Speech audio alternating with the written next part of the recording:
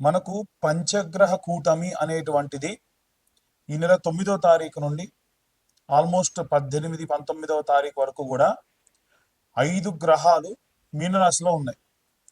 అందులో ముఖ్యంగా సూర్యుడు, అలాగే శని, రాహువు, శుక్రుడు, బుధుడు ఈ గ్రహాలు మీనరాశిలో ఉన్నాయి.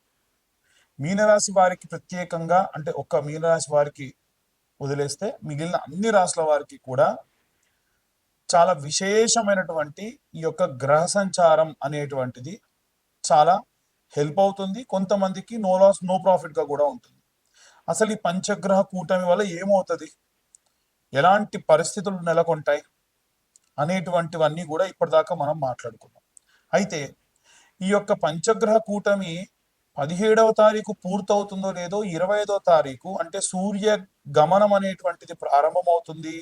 చంద్రుడు అనేటువంటి వాడు మళ్ళీ ఈ యొక్క మీనరాశిలోకి వస్తాడు. అంటే అప్పుడు మళ్ళీ పంచగ్రహ కూటమి ఉంటుంది. కానీ చంద్రుడు చాలా తొందరగా కదిలేటువంటి వాడు కాబట్టి ఒక 3 రోజుల పాటు ఈ యొక్క చంద్రుడు ఈ యొక్క మీనరాశిలోకి చేరడం అనేటువంటిది జరుగుతుంది.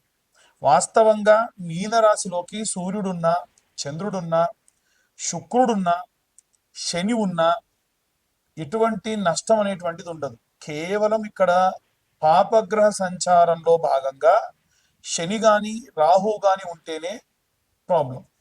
ఈ శని గాని రాహు గాని ఎవరైతే ఉన్నారో వారంతా కూడా మూవ్ అయిపోతున్నారు కాబట్టి అంతగా ఏమీ ఇబ్బంది లేదు. అయితే ఏమేం చేయాలి, అన్ని రాసుల వాళ్ళు ఎలాంటి రెమెడీస్ చేయాలి, ఎలాంటి మంత్రపఠనం చేసుకుంటే మంచిది అని అడుగుతూ ఉన్నారు. అందరికీ చెప్పేటువంటిది, కామన్గా చెప్పేటువంటిది ఒకటే ఏమిటంటే నవగ్రహ ప్రదక్షిణ. అందరు నవగ్రహాల గుడికి వెళ్తే 3 చేద్దామా, 4 చేద్దామా, 5 చేద్దామా, 10 చేద్దామా, 11 చేద్దామా అంటారు. అలా కాదండి. నవగ్రహ ప్రదక్షిణాలు చేస్తే 21 ప్రదక్షిణాలు చేయాలి. 21 ప్రదక్షిణాలు సవ్య దిశలో, ఒక 6 ప్రదక్షిణాలు అపసవ్య దిశలో చేయాలి. ఎందుకంటే ప్రతి గ్రహానికి 3 సార్లు ప్రదక్షిణ చేసినట్టు. అప్పుడు ఎన్ని ఉన్నాయి? 9 గ్రహాలు ఇంటూ 3 అంటే 27. ఇప్పుడు 27 గ్రహాల్లో కూడా ఈ యొక్క 7 గ్రహాలకు మాత్రమే 3 ప్రదక్షిణాలు చొప్పున చేసి, రాహుకేతువులు ఎప్పుడు కూడా యాంటీ క్లాక్ వైజ్ డైరెక్షన్ లో తిరుగుతూ ఉంటారు. పాపగ్రహ సంచారం కదా, వాళ్ళు ఎప్పుడు రివర్స్ అన్నమాట. అంటే ముందు నుంచి కాకుండా వెనక నుంచి రావడము, ఏదైనా సరే కుడి చేత్తో కాకుండా ఎడమ చేత్తో చేయడం, ఇలాంటివి చేస్తూ ఉంటారు. కాబట్టి వీరికి మనం ప్రదక్షిణ కూడా అపసవ్య దిశలో చేయాలి. దీని వలన జాతక రీత్యా మనకు రాహుకేతువుల మధ్యలో వేరే ఏ గ్రహాలైన బంధనమై ఉన్నా, ఒకవేళ ఏ గ్రహాలైనా పాపగ్రహంతో కలిసి ఉన్నా, ఎటువంటి గ్రహాలైనా సరే ఈ యొక్క పాపగ్రహాలతో బంధనమై ఉండి కూడా మనకు నెగిటివ్ రిజల్ట్స్ ఇచ్చేటువంటి ఉంటే కూడా ఈ ప్రదక్షిణాలు చేయడం అనేటువంటిది కాస్త శక్తినిస్తుంది. చిన్నపిల్లల దగ్గర నుండి వృద్ధుల వరకు, అంటే చదువుకునే విద్యార్థులు కానీ, గృహిణులు కానీ, ఉద్యోగస్తులు కానీ, వ్యాపారస్తులు కానీ, విడివిడిగా ఏం లేదండి, అందరికీ కామన్గా ఒకే ఒక్క విషయం ఏమిటంటే ఆదివారం నాడు పిరికెడు గోధుమలు ఒక తమలపాకు కానీ ఏదన్నా ఆకు డొప్పలో వేసి దానిపైన ₹1 బిల్ల నిలబెట్టి సూర్యగ్రహానికి నివేదన చేయండి. అదే గనక సూర్యగ్రహం నవగ్రహాల మధ్యలో ఉంటుంది. అదే మీరు చంద్రుడికి చేయాలంటే సోమవారం నాడు పిరికెడు బియ్యం తీసుకెళ్లి ఒక ఆకుడొప్పలో వేసి, లేదా ఒడ్లుంటే ఒడ్లు తీసుకెళ్లి ఆకుడొప్పలో వేసి చంద్రుడి దగ్గర పెట్టి ₹1 బిల్ల దాంట్లో నిలబెట్టండి. బెల్లం అనేటువంటిది నవగ్రహాలకి నివేదన చేస్తే చాలా మంచిది. ప్రతి ఒక్క గ్రహం దగ్గర ఇంత బెల్లం ముక్క పెట్టండి. ఇంతకు మించి మీరు నవగ్రహాలకు చేసేది ఏమీ లేదు. విగ్రహాలు అధికంగా తాకకుండా ఉంటే మంచిది. అలాగే కుజగ్రహం దగ్గరికి వెళ్తే కందులు కానీ కందిపప్పు కానీ ఆకుడొప్పలో వేసి ₹1 బిల్ల పెట్టి ఒక బెల్లం ముక్క పెట్టి నివేదన చేయండి, చూపించండి, అంతే సరిపోతుంది. అలాగే బుధగ్రహానికి పూజ చేసినప్పుడు పెసర్లు, పిరికెడు పెసర్లు తీసుకొని ఆకుడొప్పలో లేదా తమలపాకులో వేసి ₹1 బిల్ల వేసి బుధగ్రహం ముందు పెట్టండి. అలాగే శనగలు తీసుకొని వెళ్ళి గురుగ్రహం ముందు పెట్టండి. అలాగే ₹1 బిల్ల బెల్లం కామన్ అన్నిటికీ కూడా. శుక్రగ్రహం దగ్గరికి వెళ్తే బొబ్బెర్లు లేదా అల్చందలు అంటారండి. ఈ బొబ్బెర్లు తీసుకొని వెళ్ళి పిరికెడు బొబ్బెర్లు వేసి దాంట్లో ₹1 బిల్ల వేసి పెట్టండి. శని గ్రహం దగ్గరికి వెళ్ళినప్పుడు మాత్రం విగ్రహాన్ని ఎట్టి పరిస్థితుల్లో ఆడవాళ్ళు తాకొద్దు, మగవాళ్ళు కూడా తాకకుండా ఉంటే మంచిది. పిరికెడు నువ్వులు, దాంతోపాటు ₹1 బిల్ల, ఆ రూపాయి బిల్ల కూడా వీలైతే స్టీల్ అంటే రూపాయి, 1 రూపీ 2 రూపీస్ లాంటివి అయితేనే బెస్ట్. 5 రూపీస్ పెట్టకండి. పెట్టి దాంట్లో బెల్లం ముక్క పెట్టి ఇంతంత నువ్వుల నూనె శనేశ్వరుడు పై నుంచి పోయండి. ఆవ నూనె పోసినా మంచిదే. నల్ల రంగు ధాన్యం నుండి వచ్చినటువంటిది ఏ నూనె పోసినా శనికి చాలా ఇష్టం. ఇక రాహుకైతే మినపపప్పు లేదా మినుములు వేసి 1 రూపాయి బిల్ల వేసి ఇంతంత ఆ యొక్క బెల్లం ముద్ద పెట్టేసి నమస్కరించుకోండి.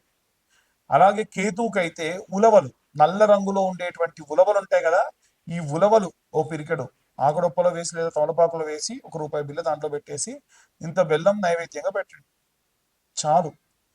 ఈ షష్టగ్రహ కూటములు, పంచగ్రహ కూటములు, జాతకరీత్యా ఉన్న దోషములు ఇవన్నీ పోవడానికి ఒక్క వారం పాటు మనకు సోమవారం నుండి ప్రారంభిస్తే మళ్ళీ లేదా ఆదివారం నాడు ప్రారంభిస్తే ఈ యొక్క శనివారం వరకు ఈ రెమెడీస్ చేసుకుంటే సరిపోతుంది. ఇప్పుడు మీ అందరికీ డౌట్ వస్తుంది ఏమిటంటే, ఉన్న గ్రహాలు 9 అండి, మీరు చెప్పిందేమో వారం రోజులు ఎలా చేయాలి? మంగళవారం నాడు రాహుకేతువులకు చేసేయచ్చు, కుజుడితో పాటు రాహుకేతులకు చేయొచ్చు. లేదు ఆదివారం నాడే సూర్యుడితో పాటు రాహుకేతులకు కూడా చేయొచ్చు, ఎటువంటి దోషం లేదు. ఇక అందరూ మంత్ర పఠనం చేయాలి అనంటే ఏం చేయాలి అనంటే, ఓం ఆదిత్యాయ చ సోమాయ మంగళాయ బుధాయ చ గురు శుక్ర శనిభ్యశ్చ రాహవే కేతవే నమః అనే మంత్రం చదువుతూ ప్రదక్షిణ చేయాలి. మీరు ఏ రోజు నవగ్రహ దేవాలయానికి వెళ్ళినా నేను చెప్పిన విధంగా, ఇంకొకటి, దేవాలయం మూసే సమయానికి వెళ్ళకండి. ఉదయాన్నే వీలైతే 7-8 గంటల వరకు దేవాలయానికి వెళ్ళే ప్రయత్నం చేయండి. లేదా గృహిణులు ఉంటారు పాపం, ఇంట్లో అందరికి వంటలు చేసి పంపించాలి కాబట్టి 9-9:30 ప్రాంతంలో వెళ్ళండి.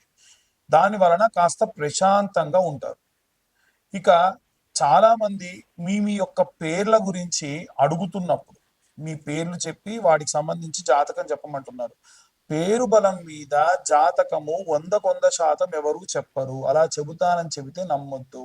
నేను చెప్తానని చెప్పినా నమ్మకండి అని చెప్పే గతంలో, ఇప్పుడు చెప్తున్నా. మళ్ళీ మళ్ళీ చాలా మంది ఫోన్స్ చేసి మీ యొక్క పేరు బలంతో జాతకం చెప్పమంటున్నారు. దయచేసి మీ date of birth, time, place ఉంటే మీ జాతకం గురించి కాస్త డబ్బు ఖర్చు పెట్టి పూర్తి జాతకం తెలుసుకోండి. ఒక 2025 రూపాయలు మొత్తం ఈ యొక్క జీవితకాలానికి సంబంధించిన జాతకం 60 పేజీల్లో మీకు అందిస్తున్నా ఈ 2025 సంవత్సరంలో. అంతకు మించి కూడా మీరు ఖర్చు పెట్టాల్సిన అవసరం లేదు. రెమెడీస్, దానికి తగ్గ రెమెడీస్ మీకు పంపించడము, చెప్పడం కూడా జరుగుతుంది. ఎట్టి పరిస్థితుల్లో వీటికి ఇంతకు మించి ఇంకేం కూడా చేసేటువంటి అవసరం లేదు. అందరూ కూడా జాగ్రత్తగా ఉండండి. మన వాతావరణము కూడా ఈసారి చాలా విపరీతంగా ఉంది. ఎండలు బాగా ఉన్నాయి. ఎండాకాలంలో వర్షాలు అప్పుడప్పుడు అధికంగా పడతా ఉంటాయి. చాలా జాగ్రత్తగా ఉండండి. ఆరోగ్యం పట్ల ముఖ్యంగా పిల్లలు 12 సంవత్సరాల లోపు బాల్యంలో ఉన్న పిల్లలందరూ కూడా ఆరోగ్యం జాగ్రత్తగా చూసుకోండి. సర్వే జనా సుఖినో భవంతు. స్వస్తి. శ్రీమాత్రే నమః. శ్రీ గురుభ్యో నమః. తదుపరి మకర రాశి. ఏప్రిల్ 9వ తారీఖు నుండి ప్రారంభమై మే మొదటి వారం వరకు కూడా పంచగ్రహ కూటమి అనేటువంటి 2 సార్లు సంభవిస్తూ ఉంది. ఈ యొక్క 19వ తారీఖు 20వ తారీఖు వరకు కూడా సూర్యుడు కలిగినటువంటి సూర్యగ్రహ సంచారం కలిగినటువంటి పంచగ్రహ కూటమి అయితే, ఇదే నెలలో ఆఖరణ అంటే 25వ తారీఖు నుండి చూసుకుంటే చంద్రగ్రహ సంచార పూరితమైనటువంటి పంచగ్రహ కూటమి ఉంది.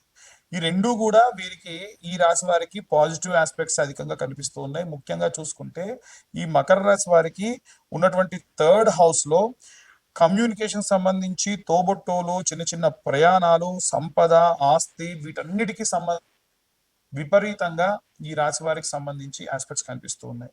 ముఖ్యంగా ఈ మకర రాశి వారికి సంబంధించి ఎప్పుడైతే వీరు ఎదురు చూస్తూ ఉన్నారో, ఏదైనా పని కోసం ఎదురు చూస్తూ ఉన్నారో, విద్యార్థులు కానీ, గృహిణులు కానీ, అలాగే సినీ రాజకీయ రంగాల వారు కానీ, చేతి వృత్తులు, కుల వృత్తులు ఎవరైతే ఉన్నారో వీరందరూ కూడా చూసుకుంటే సూర్యుడు శని ఎప్పుడు కూడా కలిసి ఉండకూడదు. సూర్యగ్రహ గమనం అనేటువంటిది ప్రారంభమైనటువంటి 9వ తారీఖు నుండి 18-20వ తారీఖు వరకు ఏదైతే ఉందో, ఆ సూర్యగ్రహ గమనం అనేటువంటిది జరిగిన తర్వాతకి వీరు దేని గురించి అయితే ఎదురు చూస్తూ ఉన్నారో, అది వివాహం కానీ, సంతానం కానీ, పెళ్లిళ్ళు కానీ, లేకుంటే ఏదైనా జాబ్ పర్పస్ లో కానీ, ఏదైనా పెద్ద పెద్ద ప్రాజెక్ట్స్ తీసుకోవడానికి కానీ, అన్నిటికీ సంబంధించి ఈ పరంగా చాలా అద్భుతంగా ఆ తర్వాత కాలంలో ఉంటుంది. ఆ లోపు మాత్రం ఉండదు.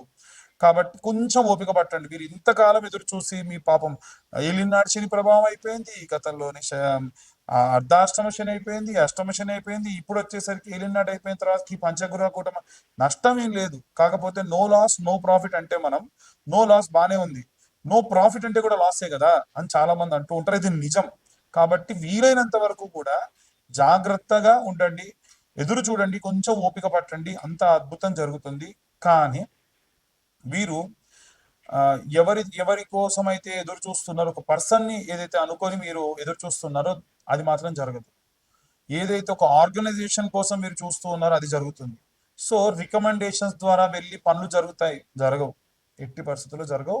ఒకవేళ జరిగినా మీ టాలెంట్ చూసి ఇస్తారు తప్ప రికమెండేషన్ క్యాండిడేట్ ని చూసి ఇవ్వరు. సో అది జాబ్ పరంగానే కాదు ఇంకే రకంగా అయినా సరే, వివాహం, సంతానం అన్ని కూడా అలాగే జరుగుతాయి. సో మీరు ఏ మంత్ర పఠనం చేస్తే మంచిది అని చాలా మంది అంటూ ఉన్నారు. మనకు శని చాలీసా అని ఉంటుంది, చదువుకోవడం చాలా మంచిది. సూర్యాష్టకం అని ఉంటుంది, సూర్యోదయ సమయంలో సూర్యాష్టకం చదవడం మంచిది. ఆదిదేవ నమస్తుభ్యం ప్రసీదం మోభాస్కర ఇలా ప్రారంభం అవుతుంది. అలాగే ఇప్పుడు నేను చెప్పేటువంటి మంత్రం కూడా 2 శ్లోకాలు చెప్తాను, ఆ 2 కూడా చదవండి నిత్యం, చాలా మంచిది. ఆ మంత్రం ఏంటంటే శని ఓం శని అరిష్టేతు సంప్రాప్తే శని పూజాంచకారయేత్ శని ధ్యానం ప్రవక్ష్యామి ప్రాణ పీడోపశాంతయే. ప్రాణాన్ని విసిగిస్తాడు శని, అపాయం కలిగించాడు. శని కర్మఫలదాత, మనం చేసే ప్రతి పుణ్య ఫలానికి కూడా రెట్టింపు ఇచ్చేటువంటి వాడు ఆయన. ఎప్పుడెప్పుడు మనం మంచి పని చేస్తామో దాన్ని దాచి దాన్ని రెట్టింపు చేసి మనకి ఇవ్వాలని చూస్తూ ఉంటారు అనమాట. అలాగే ఇంకొక మంత్రం ఏంటంటే నీలాంజన సమాభాసం రవిపుత్రమిమాగ్రజం ఛాయామార్తాండ సంభూతం తం నమామి శనేశ్వరం అనేటువంటి మంత్రపఠనం చాలా మంచిది. ఇక అన్ని వర్గాల వాళ్ళు ఎలాంటి రెమెడీస్ తీసుకోవాలి, ఎలాంటి మంత్రపఠనం చేయాలనే విషయాన్ని ఇప్పుడు మనం తెలుసుకుందాం.